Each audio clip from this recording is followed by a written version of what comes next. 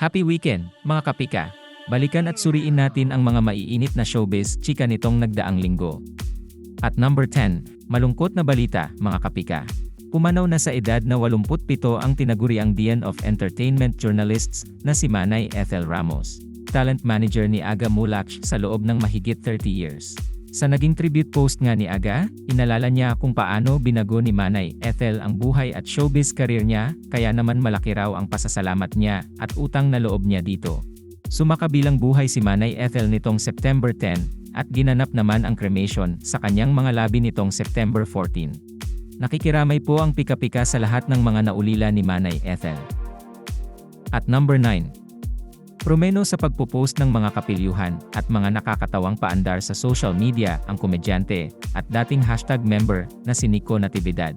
Nakatanggap kasi siya ng notification na may nagawa siyang paglabag sa community standard ng Facebook at Instagram. Dahil dito pansamantala niyang itinigil ang pagpo-post ng mga pilyo at nakakatawang content. Natakot daw kasi siyang matulad sa sinapit ng controversial online na si Rendon Labador na nakompromismo ang mga online accounts. Kung nagkataon kasi, sayang ang FB account niya na meron ng more than 1.6 million followers, at Instagram na may mahigit 2.8 million followers. Usapang legal case tayo sa number 8, mga kapika.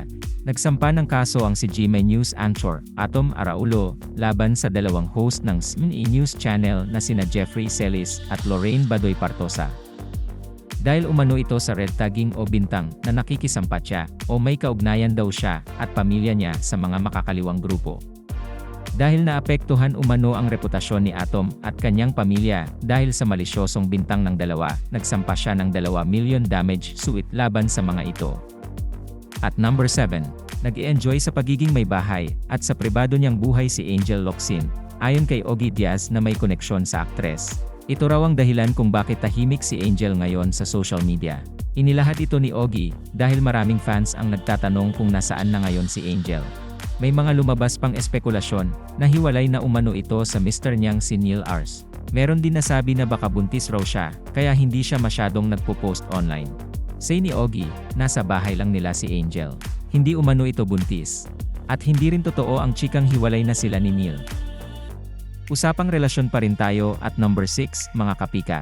Masaya raw ngayon si Yasi Pressman sa tuwing kasama niya si Camarines Sur Governor Luigi Villafuerte.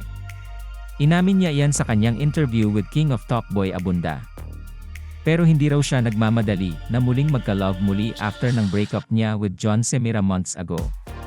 Kaya naman ayaw daw niyang lagyan ng label sa ngayon ang kung anumang meron sa kanila ng batang gobernador. At number 5, good news para sa constituents ng actor turned politician na si Daniel Fernando. Maayos na umano ang lagay niya matapos siyang isugod sa ospital nitong September 11. Dahil sa kakaibang nangyari sa kanya sa dinaluhan niyang event, nakunan pa sa video ang dapat sana ay speech ni Gov. Daniel pero wala siyang nasabi on stage at pautal-utal lang na parang inaatake sa puso. Mabilis naman siyang sinaklolohan ng kanyang Vice Governor na si Alex Castro. Pagod at dehydration ang itiniturong dahilan ng kanyang doktor kung bakit iyon nangyari sa kanya. Get well soon po, Gov. Daniel. At number 4, tuluyan nang lumaki ang issue kaugnay sa pagkain ni na Vice Ganda at Ayan Perez ng icing sa It's Showtime. Hindi pa man kasi na-settle ang ipinataw na 12-day airing suspension ng MTRCB sa noontime show nila. Sinampahan ng criminal case si Vice at si Ayon ng kapisanan ng social media broadcasters ng Pilipinas noong September 11 sa Quezon City Prosecutor's Office. Dahil umano ito sa ginawa nila na labag sa Cybercrime Prevention Act of 2012. Bukas ang pika-pika sa panig ni na Vice at Ayon sa isyong ito. At number 3, iginawa na ng bagong Instagram account ng komedyanang si Pokwang ang bunso niyang anak na si Malia.